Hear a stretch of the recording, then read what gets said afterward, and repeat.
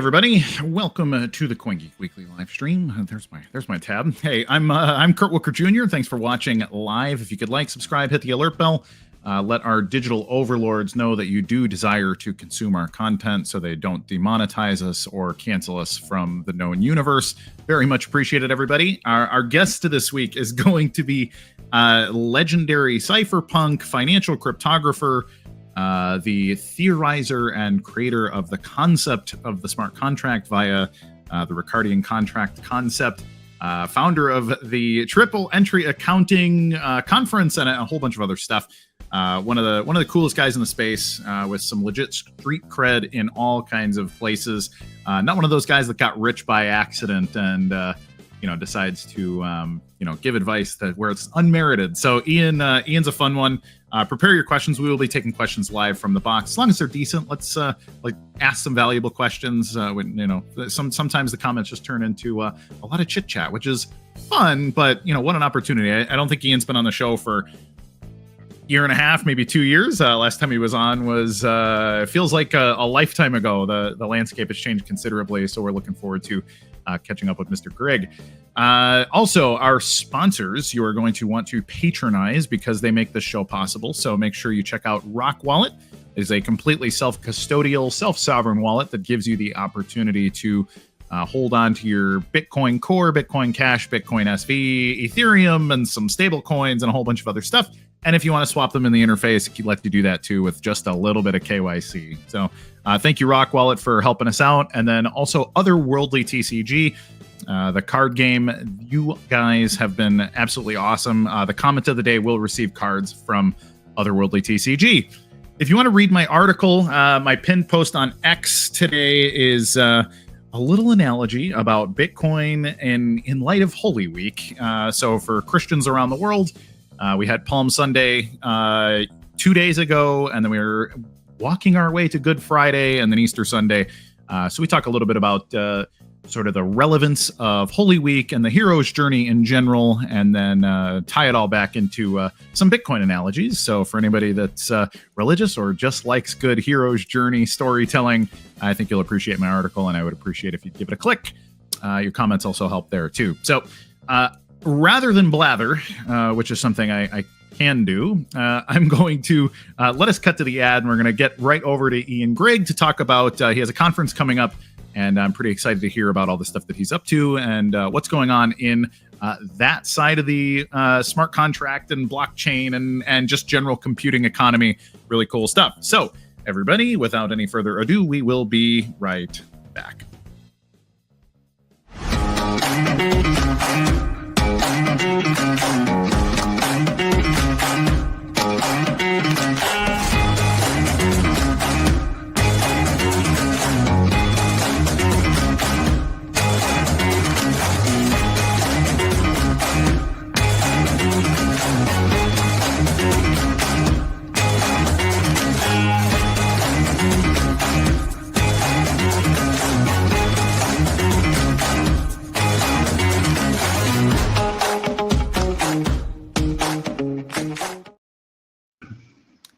Hey, Ian, how are you, sir?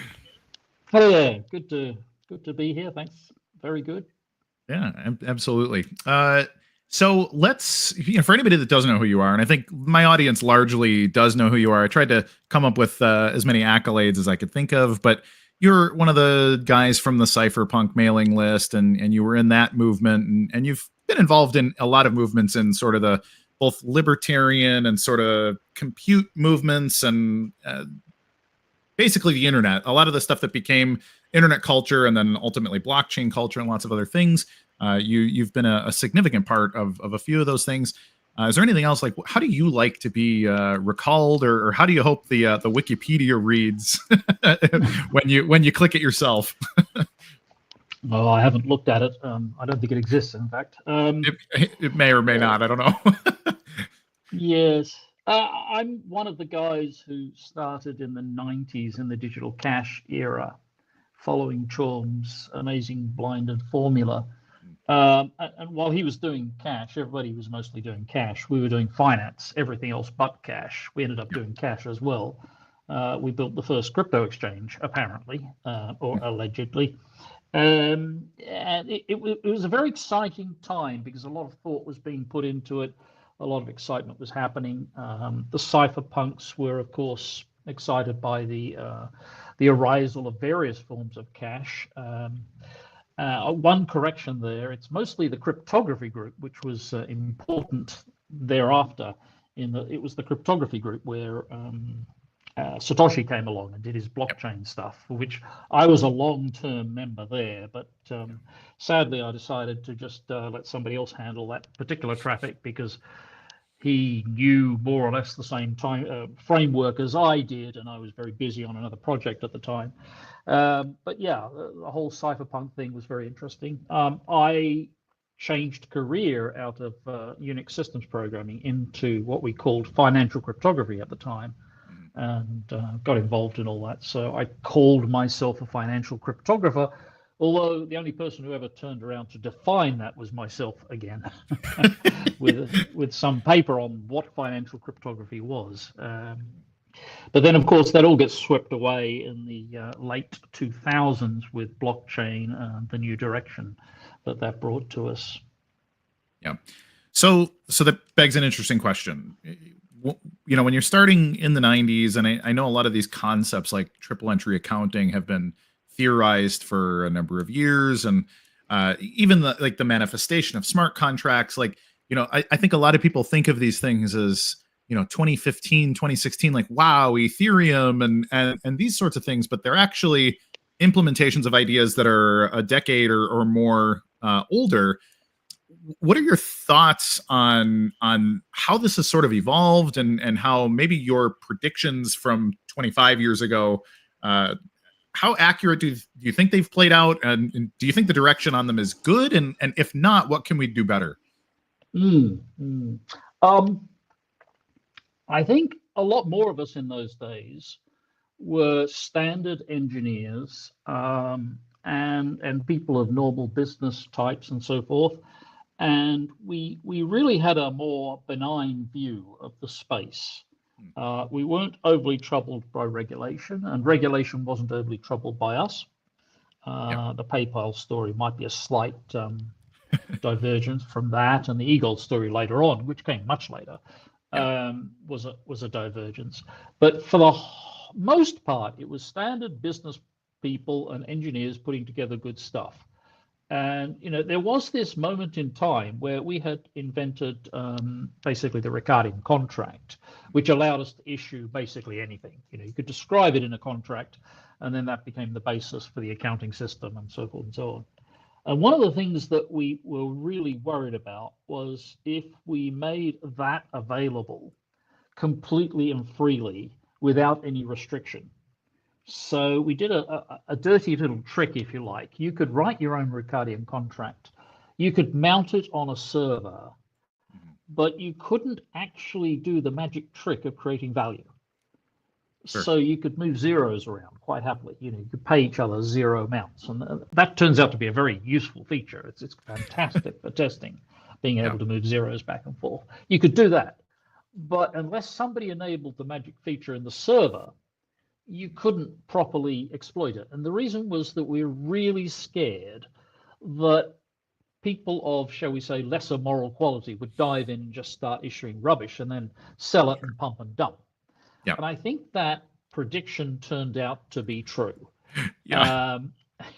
You know, if you look at the ICO craze, the NFT craze, the this craze, that craze, most of it, you know, we're talking 95% plus, was people who were just chasing the money, and that drowned out the good stuff. So I think that was, if you like, a lesson we got right. We made sure that didn't happen, but on the other hand, nothing much happened. So if we clamp down too much, you never know with these things. So that's one thing that we got, I think we got right. Also, we put together all the governance models to make this so. So, for example, how do you manage the reserves of an issue? We had a thing called 5 parties governance model, which basically laid out all the steps you had to take to make sure that somebody was looking after the extra value that was being created. So, you know, if you look at today's example, Tether, it's supposed to have some reserves. Yeah. How do you know where they are? who's controlling them, who can make them up, who can access the actual reserves, who can make the digital issuance, and how do you tie all these together? We developed the models for all that in the 1990s with this 5 parties governance model. But then, of course, when blockchain comes along, oh, apparently we're in a new era and we have to reinvent the wheel. So that's an area where things could have been done better.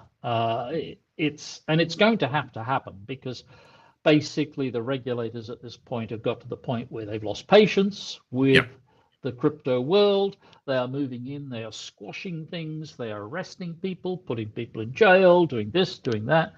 A cleanup needs to happen. And the crypto people decided they weren't going to clean themselves up. Yeah. So in comes the regulators. Whether you like the regulators or not, or whether you think the regulators are the right people to do this or not, they're coming in. And that's a tsunami coming boring down. It's going to hit a seawall. Sure. Who's going to win? The thing about the tsunami is there's another tsunami behind it, another one. Yeah. So the seawall is going to lose. Crypto is going to lose this battle unless it gets its act into gear. Yeah. And the problem there is, okay, how are we going to get the act into gear? Who's going to stand up and say we need to sort things out properly? Nobody. We're leaderless. We're consensusless. We're a confused mob of people milling around strange phrases like trustless and self-sovereign identity and whatever. Code is law. Yeah, exactly. What the hell does that mean? Turn it into actual practice, guys. Yeah. So that's a problem where the crypto community has basically failed, and they're going to pay the cost. So a question. I'm a libertarian, and I've read a lot of what you've written. You obviously have a very libertarian bent, whether you like the title or not. But what are your thoughts about, regulation coming in? I think there is a portion of this disruption that comes from the liberty movement that really wants to see government get essentially outworked, and not in a negative sense. I think my highest idealist version of this is that we create something so good and so economically useful that the government ultimately says, oh, okay, we were just slow to come on board. We're going to come your direction. And ultimately everybody's better for it. Right now, I think to your point, I agree that we've largely failed and that, what's been created is mostly pump and dumps and things that give regulators the rope to hang us, essentially. But then we've had this bizarre twist of fate with the Trump administration where now he's launching a meme coin and these kind of things. And so I think it actually did embroil itself into at least the U.S. government for the time being. What are your thoughts on that? Like, do you think that slant that, do we just start to forget all the malfeasances of the last few years and say, okay, maybe a couple people get a slap on the wrist, but we have a crypto-based economy moving forward, if for no other reason than to not have Donald Trump in trouble with the SEC in 2030 or whatever? This too will pass. Going back to your original point, libertarianism, right? Yeah. It depends. Are you an American libertarian or are you something else? Because there's a big broad grasp breadth there, and I think where it becomes really interesting to me, and this is, if you like, a new discovery for me in the last decade or so, is the nature of individualism, which is quite close to libertarianism. Individualism is seen as a key principle, a way of life, the closer you get to the American center of gravity. Now, the further you get away from the American center of gravity, the meme changes, the concept changes to community. Yeah. And if you then start looking at, say, the activities of the SEC, which are based very directly on the activities of the American markets and the way crypto has evolved and the way freedom has been granted to an unknown person to go in there and do something interesting like sell a meme coin and pump the hell out of it and then dump it. Yeah. With a slight segue, you brought in Trump. What did he do?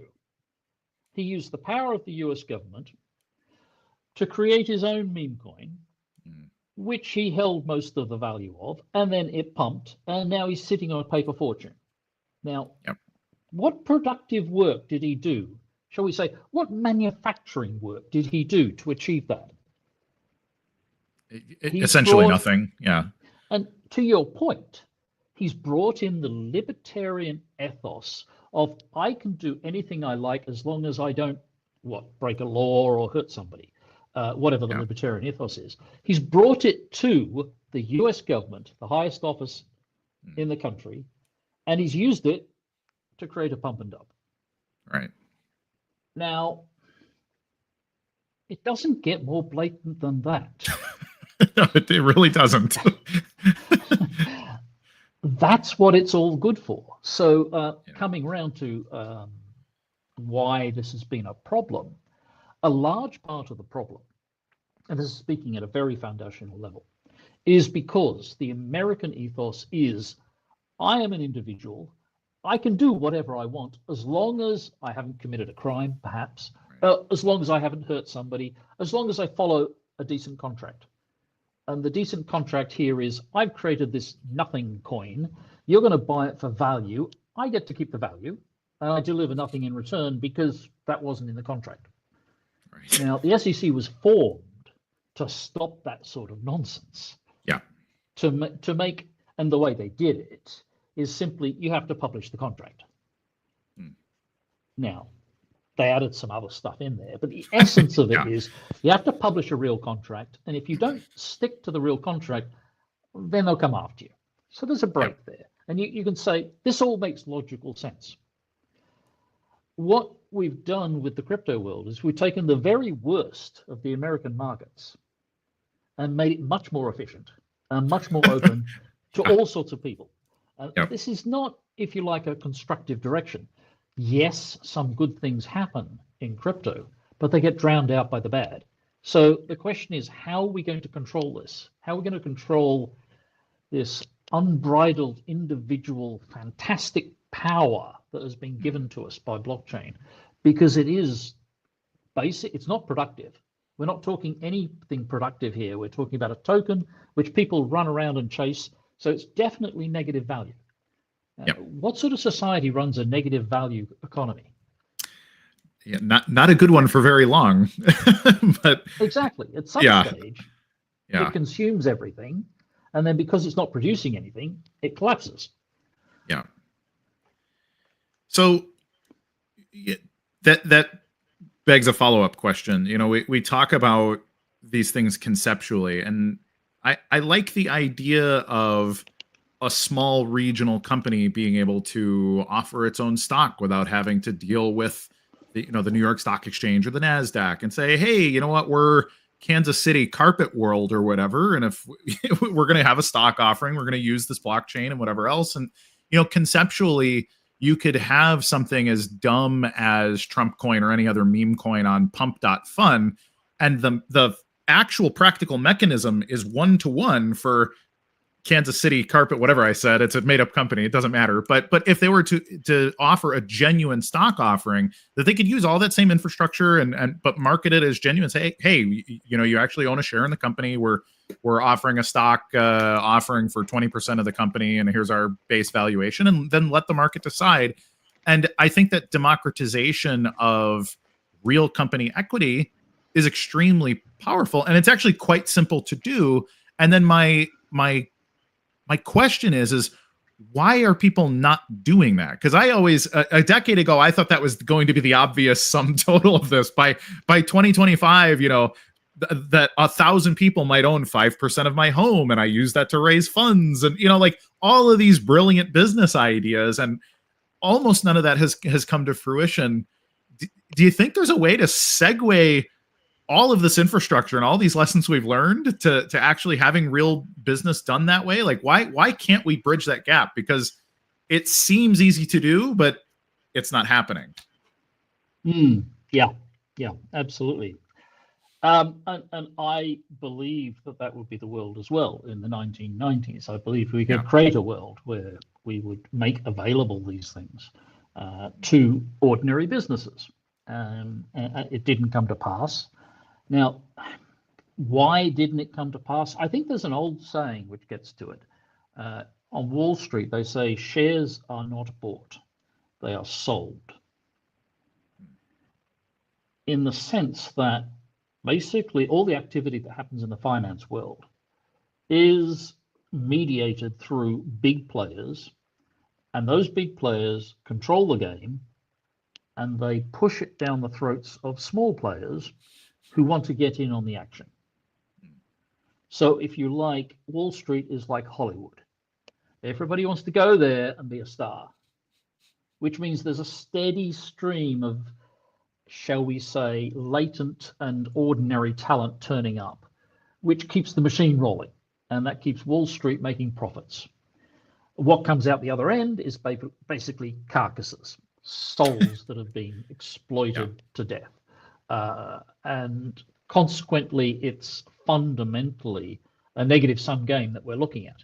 You want to democratize that? Yes, you can. But the structure that is holding you back has some merit in the sense that to gain access to capital is not good enough to have the accounting understood and in control, is not good enough to have the contract out there and listed. You've got to have distribution. And distribution turns out to be controlled, just like Hollywood controls the distribution of films, just like the music business controls the distribution of rock stars. It's all controlled.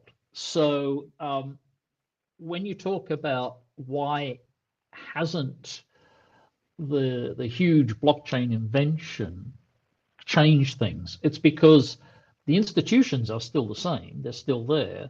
What's changed is that accounting has become not quite a trivial exercise, but it's become an exercise that is available to very small teams, very small groups, and even down to the individual level. We can now do accounting for very big issuances with one person and a smart contract. We can now do contracts without having to employ lawyers. You can write your own contract, post it on the web, and by that I mean not a smart contract, but a Ricardian contract. Or you can leave out the Ricardian contract and fly dangerously, but it doesn't really matter. We can do all that. We still, however, don't have the distribution. Those institutions are still there. We haven't even started to address that question. Well, it's just such a crazy thing. In fact, I saw this pop up because I keep my ear on the pulse of these things, and there was somebody created a token on Solana called Flower based on a video they found of you from what looked like 20 years ago, essentially talking about commodity tokens. Like, hey, what if you could take a commodity, tokenize it, and use that as money? And you use the example of a flower, and it turned into, like, all of a sudden there's this flower token that is, again, clearly hey, let's see if we can pump this thing based on whatever. And it's such a humorous thing because on the one hand, the commodity token, like, imagine being able to, okay, I own futures in these flowers, and that is a token that has real value. It can be used as money. It's calculable, and with the blockchain, it's liquid and all these other things. But it's, again, like, it is unused for its stated purpose. It's just simply, all right, let's talk a little bit about this lore. Let's see if we can get people interested and pump value. And I don't know. I find it so frustrating. And I guess, you've been around quite a bit longer than me. I imagine your frustration might be some fractal unit more than mine. But again, I keep feeling like there must be a way to parlay these concepts into real teaching moments about, sound money and the technology itself, which I guess is two separate, pretty big philosophical conversations. But ultimately, there is a gigantic piece of value there that I feel like, I don't know, like, maybe we all just suck at educating people. Is it possible that that we're just not good at explaining it, or is it just so entrenched with these hierarchies and silos that you just kind of can't penetrate? Well, I mean, part of it, or a large part of that particular phenomenon, is that people chase the latest bright shiny thing. And that's a very normal human response. Yeah. And if you go back in history, you read about, for example, gold rushes.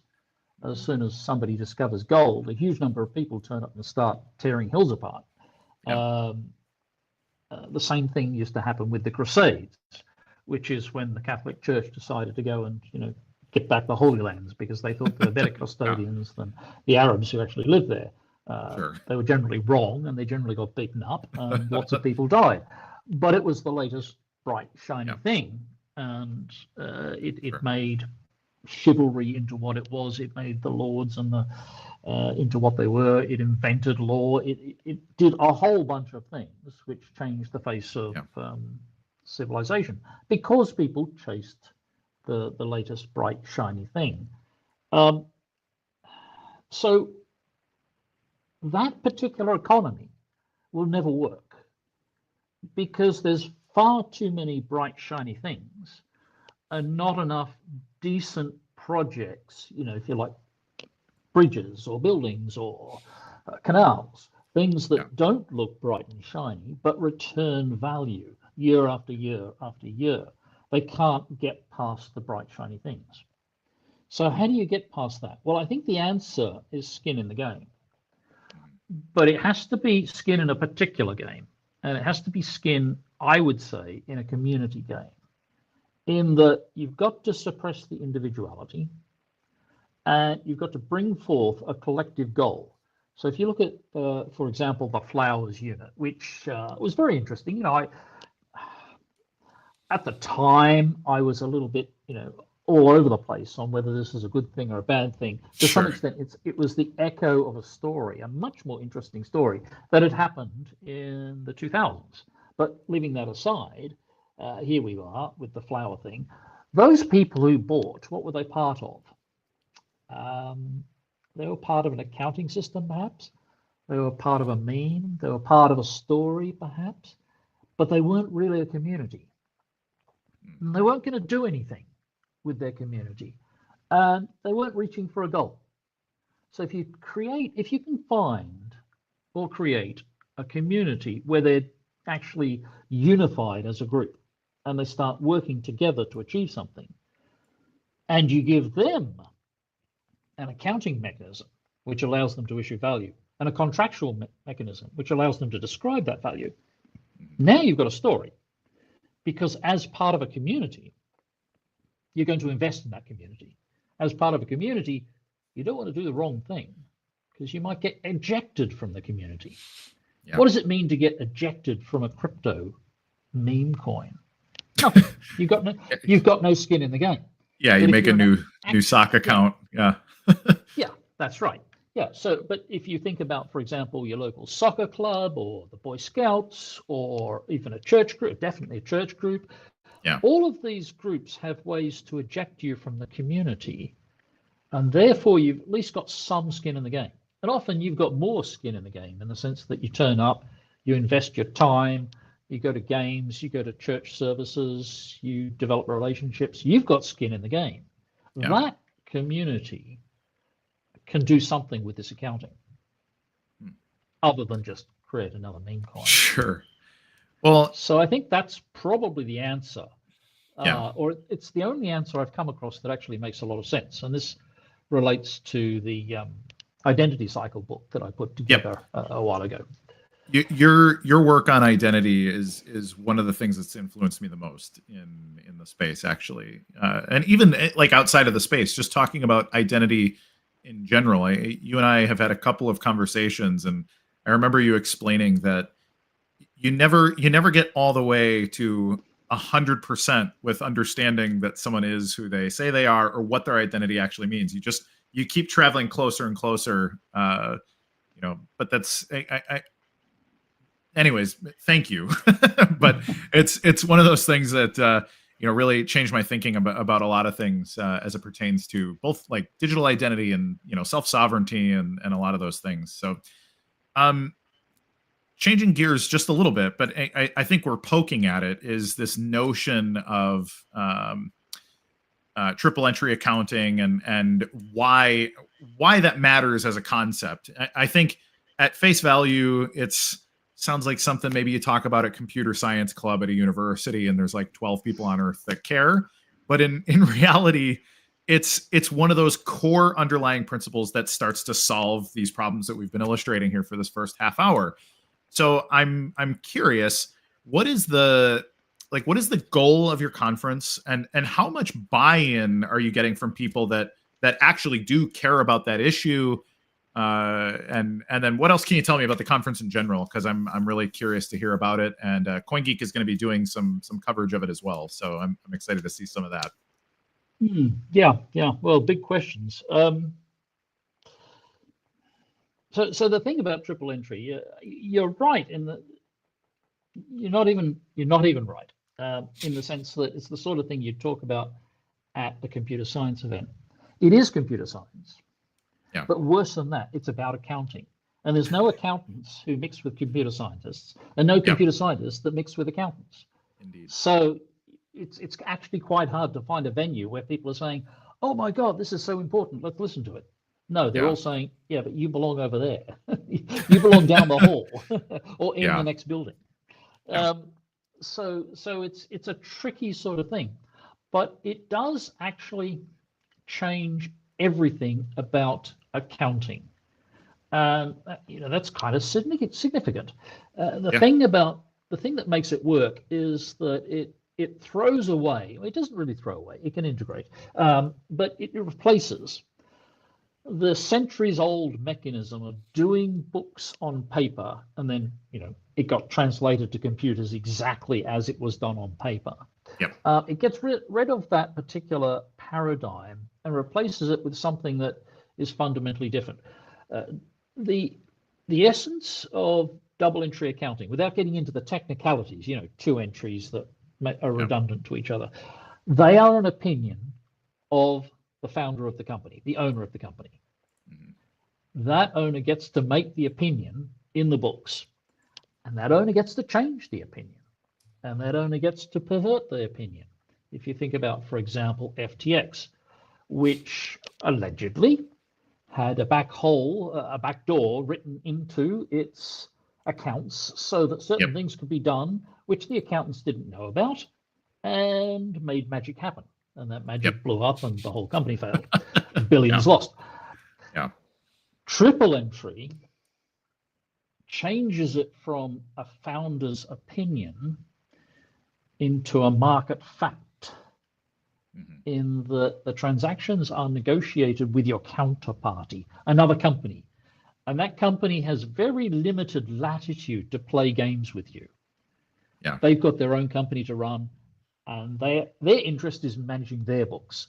They're not going to do a futsy transaction just to suit you. So because of this bilateral activity, which casts the receipt into stone and it gets signed off by a third party, you've made a record that can't be futzed.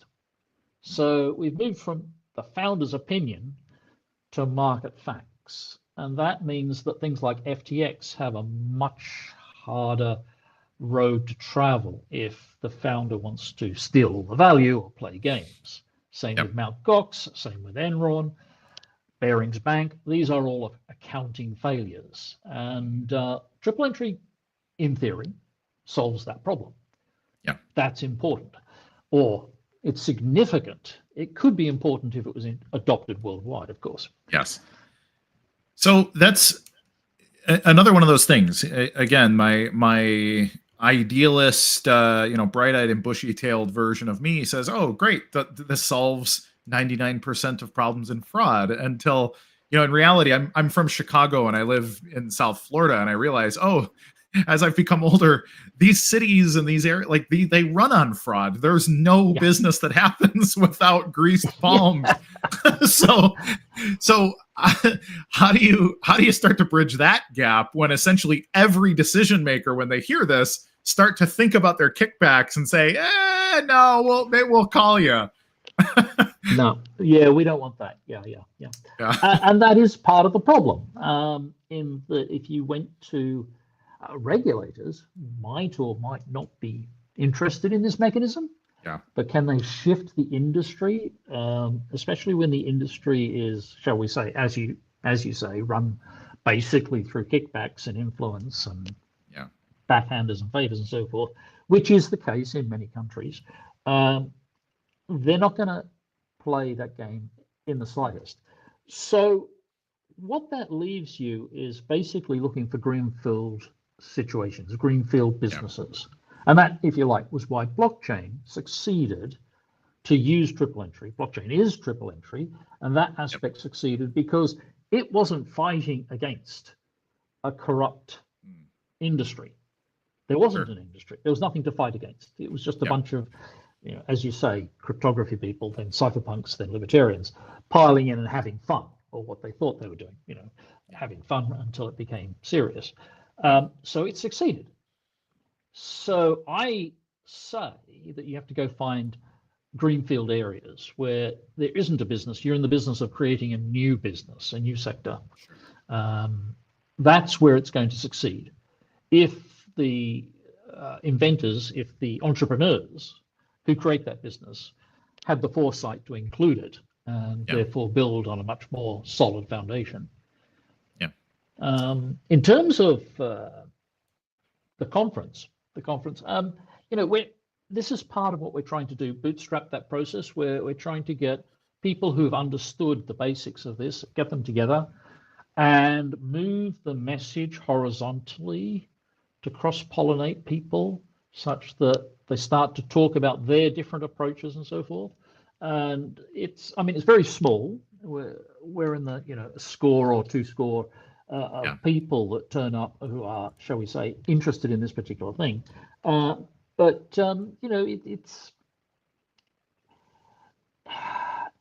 it hasn't quite got legs. It's got toes, if you like. It's got the ability to nibble its way like a toddler forward. And at some stage, somebody's going to crack open a business area where triple entry becomes obvious and it makes a difference. I'm trying to do that with my work. Others are trying to do it with their work. But I think it's a patient thing. And to be fair, double entry accounting was around for 700 years in the West. They've had a good run, It had a good run, so maybe we should be patient about triple entry.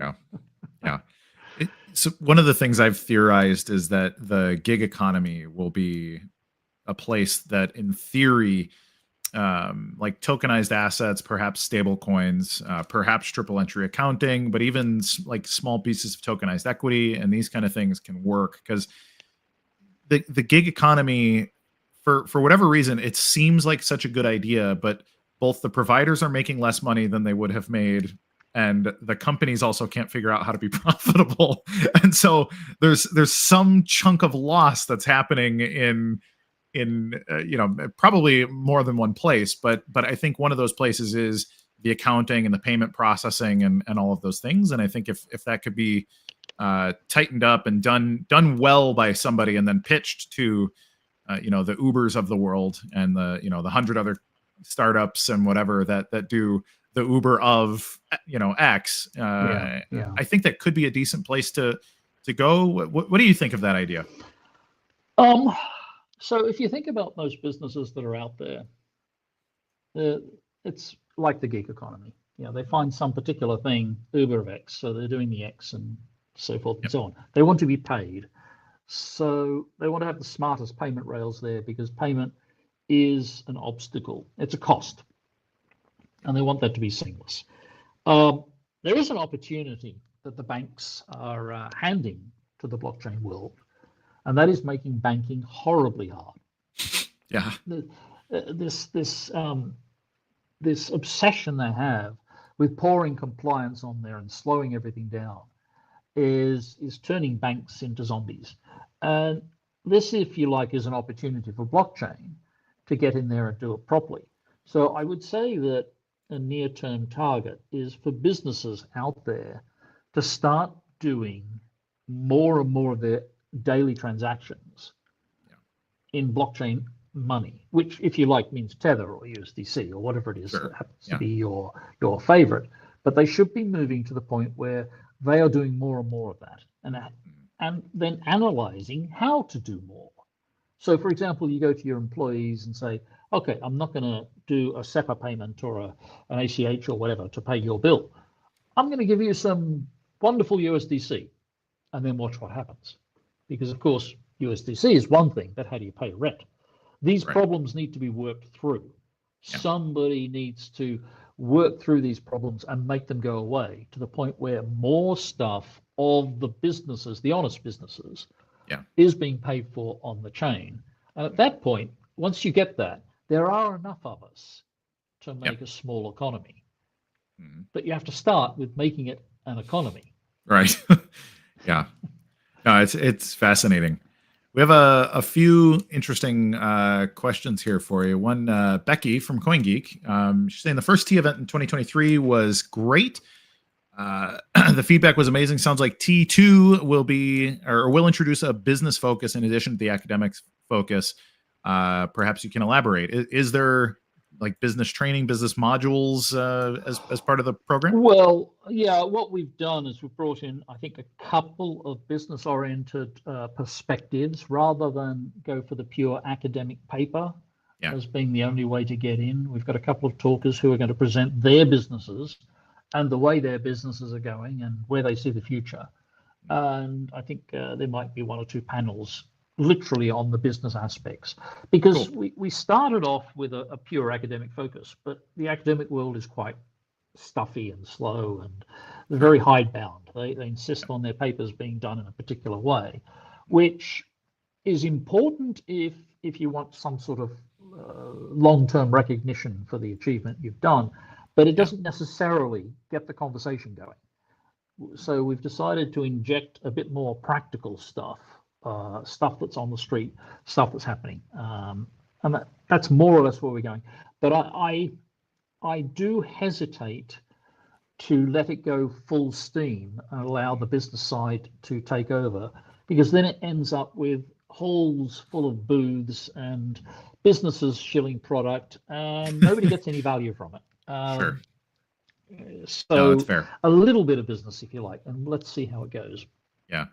I recently, this new genetics company out of the U.S., Colossal, claims to have brought the dire wolf back from extinction. If you look into the details, it's not exactly what they did, but they've modified. They have some dire wolf genes, and then they added gray wolf, and then they used essentially CRISPR to make out the wolf that they created. And the owner was criticized, saying, well, you know, why didn't you start with academic papers to show your processes and stuff? And he said, well, yeah, we could have done that for a decade, but instead I brought some wolves back from extinction. And I thought it was such a good illustration of you know, business versus academia.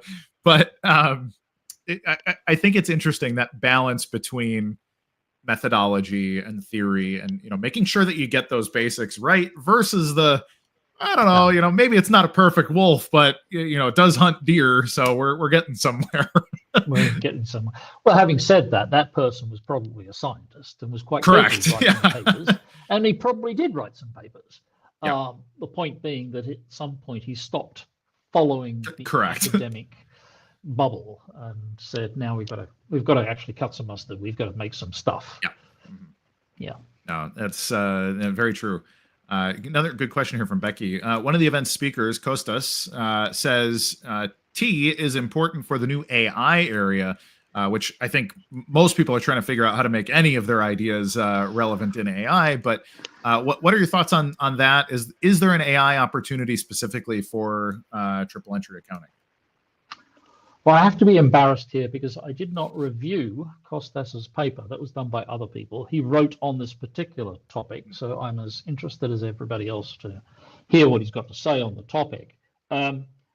When we worked, it's got to be 2019, maybe even 2019, on this topic, we theorized that AI really was a bit of a wild card, and it needed to be tamed, needed to be brought back to leash. Otherwise, it's just going to cause problems. And what we theorized back then was to place the AI in some sense or other onto the blockchain. Sure. And that was a crazy crossover that kind of blindsided everybody. What, you've taken this whole meme theme over here and this other meme theme over there and brought them together. Bang. Yeah. What the hell are you doing? It turns out, however, it was an inspired thought. If we take AI today, everybody's looking at it and saying, well, how's it going to be controlled? Well, here's a method, guys. Place it on the blockchain. You can watch it step by step. You can feed it step by step. You can see the inputs. You can see the outputs. You can pay for it. Yeah. And you can debug it. Cut it off. Like cut it off by not paying for a function. Yeah. Yes, you've got some control there. So that's one thing. That, the blockchain is triple entry accounting. The actual paradigm of how AI gets turned into triple entry accounting, well, I think that's up to Costas, and we're going to listen to him. I'm sure it'll be good. He's another one who I started reading some of the stuff he created, and I said, oh, this guy's sharp. So it's good stuff. Interesting. Quick question, and I have mixed feelings myself. What do you think of KYC generally? Is it a positive? Is it a negative? I on the one hand, I can see some positives. Now, I've had my identity stolen more than once because I've had to give KYC information over. So, where do you sit on this issue? So, by KYC, we mean a specific thing. Mm-hmm. We mean taking our government-issued identity card, whatever that is, presenting it to some merchant, and then being assured that we can now join their service. I would say that's an unnecessary thing. Yeah. And it's not a good because it costs money and it doesn't reward. The reason that we can be confident about that is because these guys have been doing this for 40 years now. It's 2025. KYC AML first hit the scene in 1985, as far as I was aware. That's the first time I heard of it on the radio, when they were talking about bringing in these extreme measures, which they promised would only be used against drug dealers. Yeah, of course. They lied. They lied again. And I thought at the time, that's really weird. 1985, now they're bringing in mass financial surveillance. They couldn't have done it the year before. They couldn't have done it in 1984. Oh. Because in 1984, we were celebrating the book, which showed what happened when a government has complete control over all the people. And we were congratulating ourselves. We got to 1984 without it happening. We'd been a good society. We were patting ourselves on the back. And the very next year, bang. Yeah. Here's KYC. In that time, so it's been 40 years, how well have they done?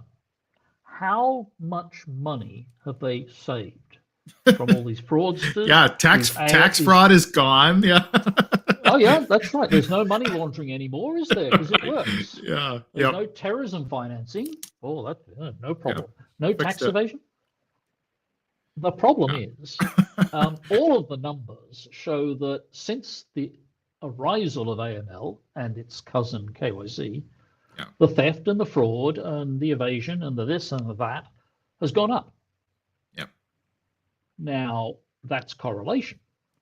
That's positive correlation. So you have to ask yourself, is it because we're not trying hard enough? And that answer really doesn't pass muster. Or is it because there is a correlation? There's a causality there. Are we concentrating our efforts in such a simplistic fashion that it's just making it easier to be a crook these days? Right. And we know that, for example, during that time, bank robberies have disappeared. When was the last time you heard about somebody ramming a car through a bank window and stealing the cash? Or turning up with a water pistol and saying, fill this brown paper bag because I'm going to shoot you. Right. It doesn't happen anymore. All the criminals have moved across to cyber fraud. They work at Goldman or whatever now. or they work in the big banks. That's right. Yeah, for sure. So, I would say it's not a good thing. It's literally a bad thing because it costs us a lot of money. It doesn't achieve what they say it's needed for. And we've got records and history going back for 40 years that show that. Yeah. So why are we still doing it? For the same reason we still do, I think the Federal Reserve was supposed to stop boom and bust cycles as well. So that's we're good at this stuff. And so this is a salutary lesson in bureaucracies. Once they get going, their goal changes to preserve themselves. So, for sure. They're doing a good job. They're preserving themselves. Can we, this is a good question here from Mark, a follow-up. Can we elaborate on the difference between your identity work and what's currently used in KYC AML? Do you have anything that you've worked on post like blockchain era? I think there are some very novel ways to use blockchain for, using pseudonyms well and maintaining privacy. But what are your thoughts? Yeah, so we have to understand what KYC is and what identity is. And it turns out there are multiple schools of thought as to what identity is. Some people think identity is the passport in your back pocket or the driver's license in your front pocket. And for that kind of works for some people. But if you go back and you start looking at it, that is actually an identity system that is built by the government, used by the government, or imposed by the government for the government's interests. Right. And then there's other forms of identity. So, for example, you go join an employer, and that employer will then capture all this stuff about you because they need it for their systems, whatever that means. Or you go to Amazon or Facebook or any one of these other companies, and they capture lots of stuff about you, and they use it for their systems, or whatever that means. Now, that's another form of identity. Again, it's imposed on you. It's not your identity. And we might be sort of leading towards, there's a thing called self-sovereign identity. We're kind of drifting in that direction, but we're going to go bypass that completely and head on to a third form of identity. And that's the me that's in my head. Now, you've got one, I've got one. Everybody listening to this podcast has got one in their head. Yep. Now, that's really, shall we say, interesting, and it's what we mostly think of ourselves. But luckily, nobody can see into our head, barring science fiction and new techniques with Neuralink. Neuralink. Yeah, right. Yeah, starting to go there. Yeah. Leaving that aside, our society is built on the nature that thing that's in my head is invisible to everybody else until I open my mouth. Yep. And I have a control. I can keep my mouth shut on that. Then, okay, that's interesting. But actually, there's another form of identity. And that identity is the thing that's in your head looking at me. You have a view as to who I am. And everybody else has a view of who I am. And it sort of mushes together in a thing called reputation or style or mojo or whatever you want to call it. That thing is interesting because if you break it down, what we end up with is a situation where you make some claim about me. And it could be just a straight factual thing like, oh, yeah, we did a podcast together on the 15th of April, 2025. It's fact. But it's you saying something about me. And if we were to collect that fact alongside all the other facts that happen, Becky asked a question, this person asked a question, etc., etc. These questions were all asked. I answered them to some extent. These can all be collected together and create, if you like, a viewpoint on the identity of that person. So it's as if this was a blank screen and you were to paint on all these things onto that screen and end up with a process that out of which emerged the identity of me. And that we can use for identity because it's amenable to computer science. We can collect the statement you made and we can do something with it. We can collect the statement that everybody else made. We can do something with it. However, this is getting quite close to, shall we say, the nirvana that Facebook wishes it had, that Amazon wants, to be able to sell the latest gee whiz bright thing, and that the government wants because it wants to control us, etc., etc. So we need a mechanism to control that. And frankly speaking, if I was to propose this to the government or the United Nations or whatever, if people understood what I was saying, I'd be lynched, quite rightly. I wouldn't make it out of the room alive. People would tear me limb from limb because I would be creating the mother of all surveillance systems. So we need a mechanism to control that. And so I asked the question, okay, this is all really important information. I can see it, I can collect it. Who would I trust to do that? Would I trust the government? No. Would I trust Amazon? No. Would I trust the church? No. Would I trust, who would I trust? I would trust my peers. Yeah. I would trust my group. I would trust the people I already know, and I filtered literally for trust.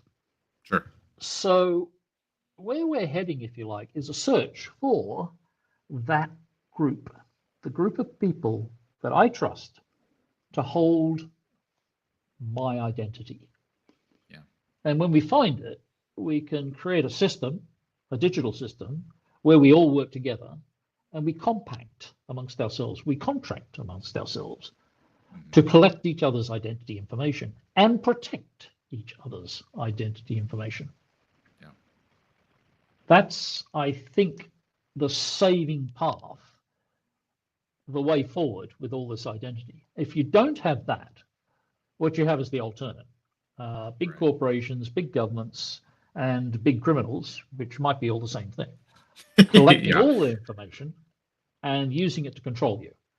At which point we've moved society to the point where it's really agriculture and we are animals and the big tech and big corp and big crim are the farmers. Yep. And we should be looking at that other book by George Orwell, Animal Farm. Indeed.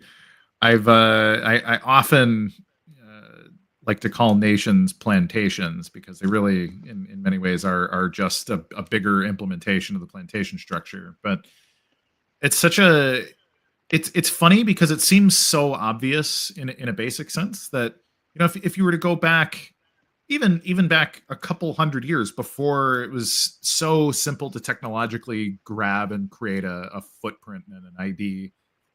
You know, the way that, you know, Mark Zuckerberg or Jack Dorsey views you as this unit of value to them. But, you know, you had your local neighborhood and you knew the guy who ran the hardware store and you knew the person who made your shoes and, you know, all of that. You had your little church community and you maybe knew 50 to 100 people and you lived essentially with them. Like whether you shared a home or just shared the neighborhood, your world really wasn't much bigger than your neighborhood, except for the occasional, you know, somebody would ride through to say, hey, here's what happened in New York or something. And that was your news for the month. And it's such a human thing that essentially it's, you know, 10,000 or maybe 100,000 years of human living. And then all of a sudden, just in the last 2 generations or so, we've got this whole new thing. And ultimately what you're describing is like just a return to the norm. Like, hey, we need to make our way back to the mean a little bit here,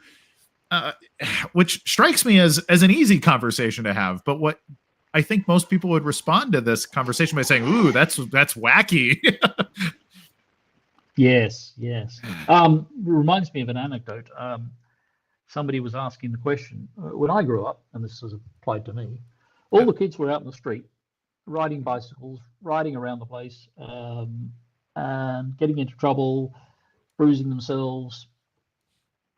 They're just wild and crazy, and they're growing up, basically. But now, the children aren't allowed on the streets without an adult there. They have to be ferried by car from home to school. I mean, I never got driven to school. This luxury, apparently. Why has all that happened? And somebody pointed out, well, it's because when you grew up, most of the women were stay-at-home mums, and the community was full of women hanging out their window, talking to each other and watching the kids. And they were doing it as a community. Yep. So if anything went wrong, some woman would come out and start waving her broom. And of course, the kids would run away in fear, and whoever was causing trouble would be notified of their crimes.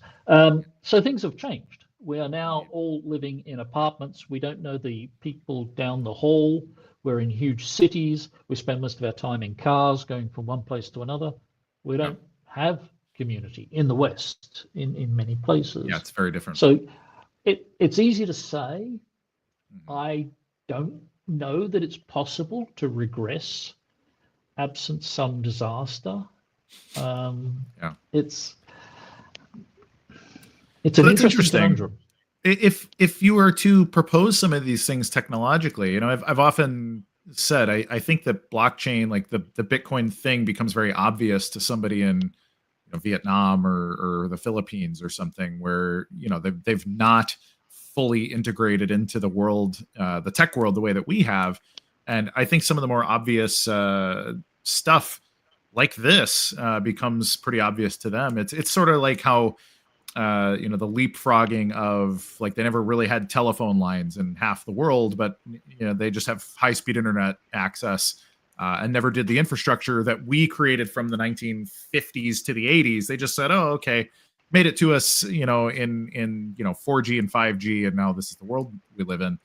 Do you think, as like a business adoption strategy, like, would it make sense to maybe focus our resources on the second world, the people who want to develop forward, and have some propensity to, have the intelligence to, but maybe are lacking the, our great infrastructure, but to take this idea, think it's obvious, and move forward? Well, in a sense, that's what I'm doing. Yeah. In that I spent time in Kenya and I discovered the communities there, and I built my project around that concept. When I left Kenya and came back to the West, I thought, oh, this is a good idea. These guys know what they're doing. They've got something magical here. But now all I need to do is find the analog in the West back to the country where I ended up, which was, I think, Britain, and then some other place and some other place, and so forth and so on. And I couldn't find it. I could not find the small, tight community that they have there. So eventually I gave up. I mean, people gave me some ideas, but they weren't close enough. They weren't strong enough to make what the Africans have got and the Asians have got in their small social savings groups. So my view is then, well, the West hasn't got it, so let's not go there. Yeah. Let's do it in the rest of the world. Yeah, no, it's fascinating. I think, maybe the only analog might be your small civic groups. Probably the biggest variation might be your local churches, like your non-Catholic, because some churches are big and hierarchical, but then maybe even like your local, like the Moose Lodge or whatever, like there are some small civic groups where it's 15 people that kind of get together to just be normal people for a few hours a week. But I don't know. Well, I think it's important that the skin in the game is serious. Yeah. It's not just reputation. And what I found in Africa and other places was that the savings groups provided that skin in the game. They were saving, which meant they had money on the table, and they were dealing with that money. Sure. Now, in order to deal with that money, they had to put in place systems that would deal with that money. Yeah. And those systems want to be strong. And on that basis, we can put together the sort of financial cryptography that I've built and some others have built to try and make that work better for them, following their models. Yeah. And finding that in the West is hard. You get a bunch of people together, your Boy Scout group or your church or whatever, and somebody pops up and says, I think we should all put 1,000 in, and would they even get to the end of their sentence? Yeah, unlikely. What? Yeah. You want us to put 1,000 in? I put in $30 last week for school uniforms, or Right. they just don't think that way, and they don't trust each other to manage combined finances. Yeah. So that's something that's missing in the West, and I don't think you can necessarily just provide the idea and get them to adopt. It's not Yeah. their thought process. Yeah, we're not a high trust society like we were probably even Right. two Well, generations ago. yes. I mean, to an extent, you've got to be a little bit careful there, because the West is a high trust society in one sense. It trusts its institutions, Sure. whereas in Asia and Africa, they don't trust their institutions. Yeah, they know they'll be robbed. Now, right. things are changing a little bit. We now know that the banks are out to shaft us in some way or another, rob us of fees at least, rob us of time and energy from compliance systems, if not other things. Whereas presumably in Asia and Africa and other places like that, the institutions are slowly getting better. So maybe we get to a sort of homogenous level across the world where everybody's got a compromise. I don't know. But the use of the word trust there is both precise and imprecise. Yeah. No, I think you're absolutely right. This is interesting. So do you think we should be active in politics to defend ID sovereignty or any of these other ideas that we're touching on? Or do you think that, blockchain will eventually solve these issues for us with adoption? Do you think that's possible, that the stuff starts to break through and like that, hey, all of a sudden we are just so efficient that the government is forced to relinquish and come our direction on these things? Well, I'll take the first part first. Should we be active in politics? No. Look what just happened. Yeah, I agree. I get criticized because I don't vote. I frankly find it like, hey, you know what? I think it's going to go poorly no matter what happens, so I'm just not participating. Yes. I mean, you just had a bunch of people in the blockchain community go to the US government, convince the US government to get involved in this stuff. And we've seen an extra pump and dump meme coin called Trump coin or whatever it is. The regulations are sort of backing away a little bit, but those bureaucracies are still there. Anybody who's ever read the legislation has looked at it and said, well, hold on, does this really help us? Not really. What it does, all the regulation is written with one process in mind, which is to take the existing banking regulations, cut and paste, change a few words, and slap it down and call it crypto regulation. Right. How does that help? It doesn't help. So I think if you're going to get active in politics, you're basically against crypto from the get-go, because that's how it's going to end up. Then the other parts of that question, I don't recall. Let's see. Do we think blockchain adoption will it solve it for us, essentially? No. I mean, we've actually got to build some stuff. You talk about sovereignty and all that sort of stuff. Somehow you've got to build the institutions that support that. Sovereignty isn't a software property. It isn't a blockchain property. We talk about NIMs and control and public keys and whatever. No, that's just a mechanism. What do we do when we're given this so-called sovereignty? We end up with things like DAOs, which have been an unmitigated disaster from beginning to end, mostly because somebody's kind of come along with the cookie cutter thing called democracy and slapped it onto a group and said, everybody's got to have a vote. And then, of course, nobody has a vote. So somebody comes along and collects all the votes and takes all the money. No, you've got to build institutions. Institutions are things which create wetware code, not software code or hardware code, which is to say people coordinating with people. And they have to look after things by following processes. And these processes generally won't be on the blockchain. There'll be communication between people and following rules and constitutions and dispute resolution and things like that. That's not really the topic of blockchain. Yeah.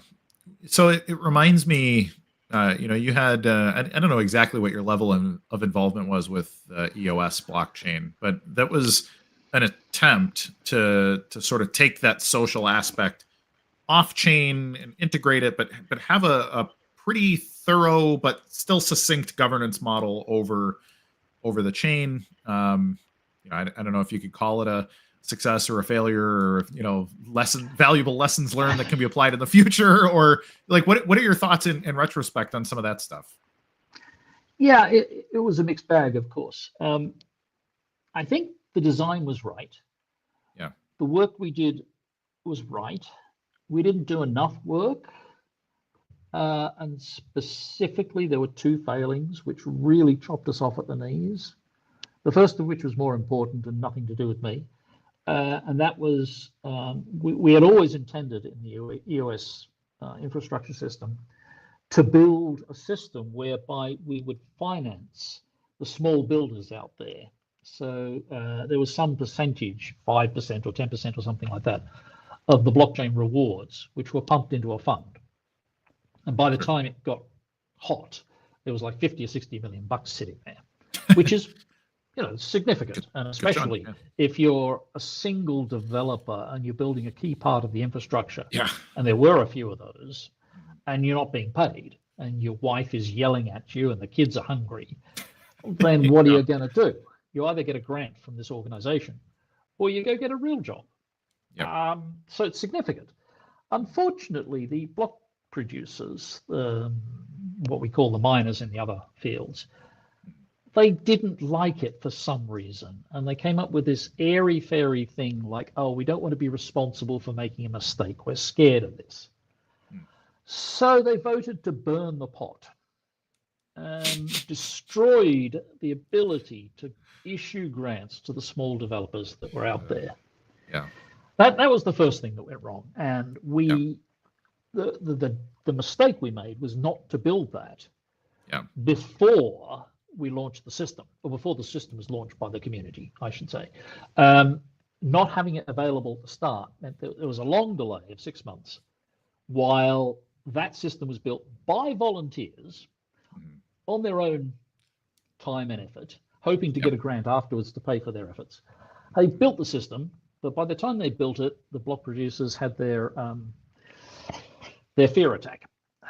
So that was the first thing that went wrong. The second thing that went wrong was the dispute resolution system, and that I had a lot to do with. I basically brought the model of dispute resolution from CA CERT, which was a very successful system, cookie cutter it across, got it written into the Constitution, and we built the forum of dispute resolution with volunteers, and we did all this for $0, all with volunteers. The instant it started up, in fact, before it even started up, we started getting disputes filed with people claiming they'd been robbed. And this took us by surprise.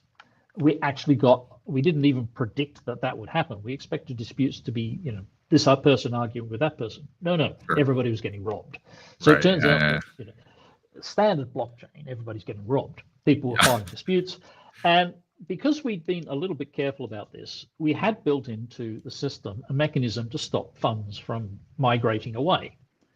And that mechanism got hit within days and used to stop funds being moved around, which meant that the dispute would then go through its process and decide, okay, who's the victim, who's the thief, where does the money go? Now, because we were volunteers, that took a long time. The first real awards, the judgments of the dispute resolution process, took 6 months. Because these were volunteers, very intelligent people who'd never seen this process and had to work it through step by step and understand what they were doing. So meanwhile, the value's sitting there, held, escrowed. Unfortunately, the same thing happened. The blockchain people, the people who are in control, managed to convince the block producers, the miners, that, this is not a good thing. Not my keys, not my coins, not my crypto, this sort of belief.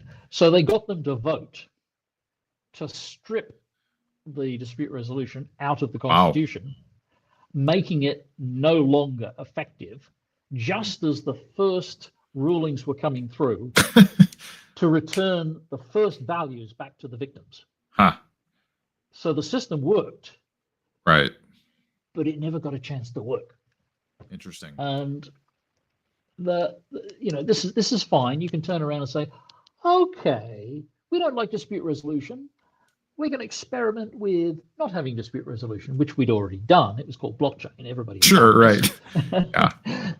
And the same with the grants system. We're going to experiment with not having that, even though we'd already done that experiment. The result of the experiment was 6 months later, suddenly everybody started looking around and discovered that everybody wasn't here anymore.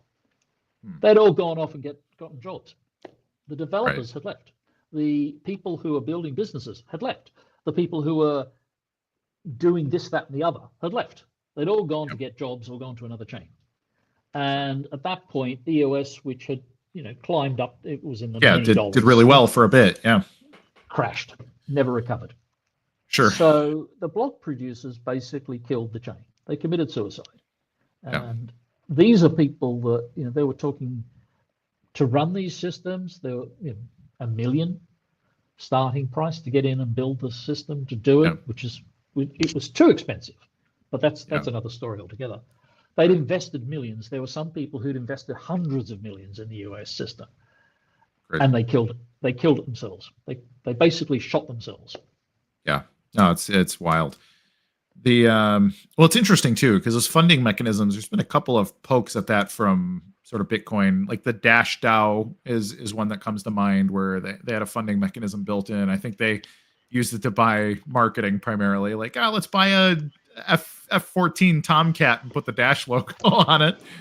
And then the other one that I recall was Amaury Sochet tried to take over Bitcoin Cash, and then ultimately it turned into the eCash fork of Bcash. And so now he has this little fiefdom of 3 developers that get 8 or 10% of the block reward every block or something. So he's paying himself essentially, but it's interesting. Yeah, you get these pockets of people with their very, shall we say, refined variances from the consensus view or the broad view, and you saw that with BSV and BCH and these other spin-offs and so forth. Everybody had a little difference, and everybody's little difference was really important. So we're going to branch, we're going to fork. So we're in a world where it seems that all we're really doing is proving that capitalism works, and companies should fight against each other and destroy each other. And that's what's happened. We just proved that capitalism works. Surely there is a better way to do things than this, but apparently not. Yeah. So we're a little bit over time, so thank you for sticking with us here. But my last question: do you think we ever get back to? I think ultimately these things that we're talking about, like the big ideas and the little ideas, work best if the whole world kind of runs on one network, the way that the whole world runs on one internet. I am a one scalable chain maximalist kind of guy. I think in the interim, obviously 20,000 blockchains work to do something, but it's ultimately not very good. Do you think that we get there to a point where the world does adopt one scalable system and then maybe these ideas become more obvious and more easy to implement, or have we missed that boat? Yeah, that's a good question. I think if you're standing back and not taking account of the position we're in, the answer is yes, we should have one single chain. Because like the internet worked because everybody got to jump on the same thing and talk to each other in a massively scaled fashion. And therefore, we got away from the proprietariness and the singularities created by the various other networks. The internet destroyed all the other networks. And there were a lot of them, from Minitel to Janet to UUCP to whatever the French, there was... et cetera. There was Australian ones and so forth and so on. They all disappeared. And the reason they disappeared was because this thing allowed you to talk to more people, so it was a first mover advantage, but it was open entry. There weren't any barriers. You didn't have to sign up. You didn't have to all you had to do was contact a mate in a university and say, can I dial up your modem, talk to your computer, and exchange email? And at that point, the thing exploded. So I think definitely if we had the possibility of a blockchain that could cope with the world's traffic and be one blockchain, that would be obviously a fantastic thing and far more worthwhile than the current situation. And speaking of a couple of things there, obviously there's a million different chains and they're all, they've got their tiny audiences and they can't talk, so they invent bridge solutions and so forth. Oh, God, geez, what the hell is that? But then you've got things like BTC and ETH. In both cases, they didn't go scalability. And in both cases, they stalled because it was too expensive to use. Business after business dived into these chains and discovered, oh, I'm paying a transaction fee of $10. What the hell? That doesn't work.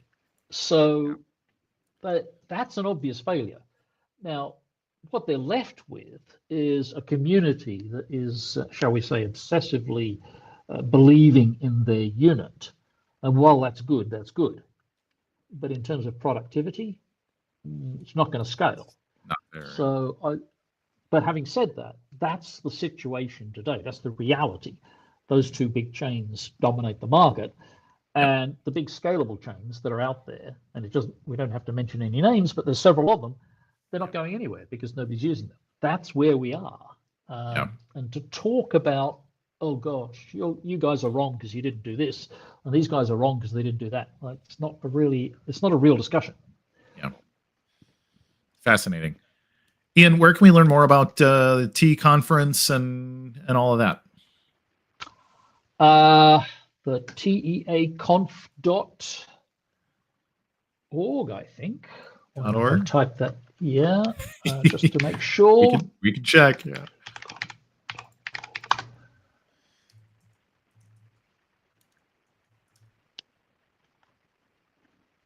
I'm checking. Yeah, too. that's it. teaconf.org. Love it.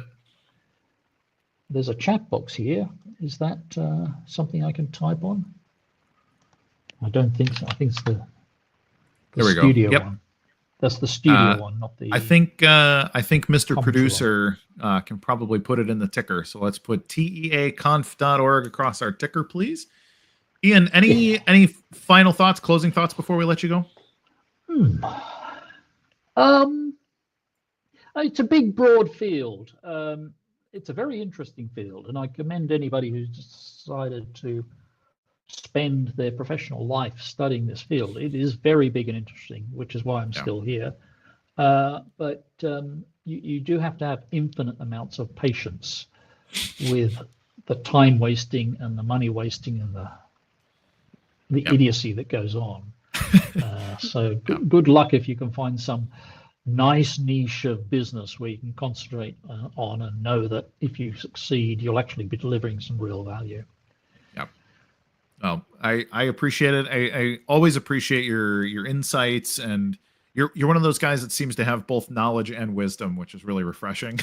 So appreciate it. Yeah, that's the gray hairs. That's indeed.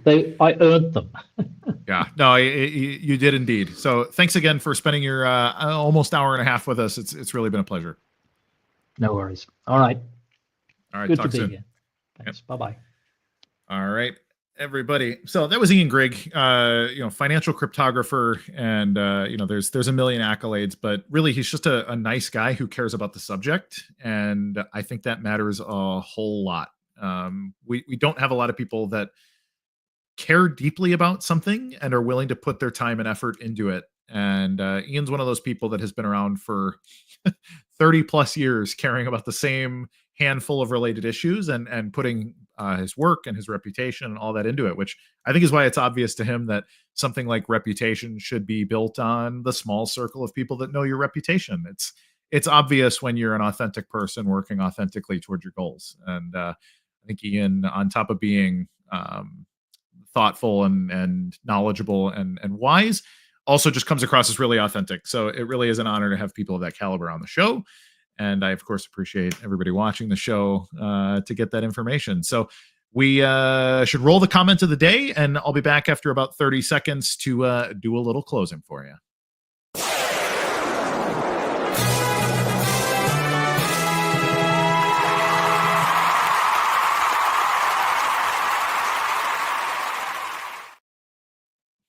Picking it from the bucket. Who we got? Emmanuel Nuska. He's somebody who I like to argue with on the internet, but he's got a very specific view about identity and politics and all these things that is also quite thoughtful and good stuff. So Emmanuel, if you could reach out to the Real CoinGeek account on X, we will get you your Otherworldly TCG card deck, courtesy of the Otherworldly TCG folks. Who are awesome for sponsoring the show. So everybody, that's it. That's been the show. It's been almost 90 minutes, and I appreciate everybody for sticking with us. Please like, subscribe, hit the alert bell, all that jazz. If you could follow me, follow Real CoinGeek on X and across social media, all of that stuff. It helps us produce the content that you want to consume about the space, and we really, really are the people trying to tune out the noise and focus on the signal here. So as you follow us along, it helps us do an increasingly good job of such things. So I'm Kurt Wuckert Jr. reminding you, go out there, be good to each other, and ultimately everything that happens in the business cycle starts to become your reputation. So if you want to do something cool, it typically starts with solving somebody's problem and getting a little bit of money for solving that problem. So if you could do that, you're getting along pretty well, and I'd love to hear about it. If you have one of those ideas and you want to reach out to the show, you can reach out to the Real CoinGeek account on X and say, hey, I got a cool idea and I'd love to be on the show. So we do need guests, and I give a little extra space for entrepreneurs that are doing novel things. So please reach out. We'd love to hear from you. We'd love to have you on the show. And again, thank you everybody for watching. This has been the CoinGeek Weekly Livestream. I'm Kurt Wuckert Jr. saying goodbye.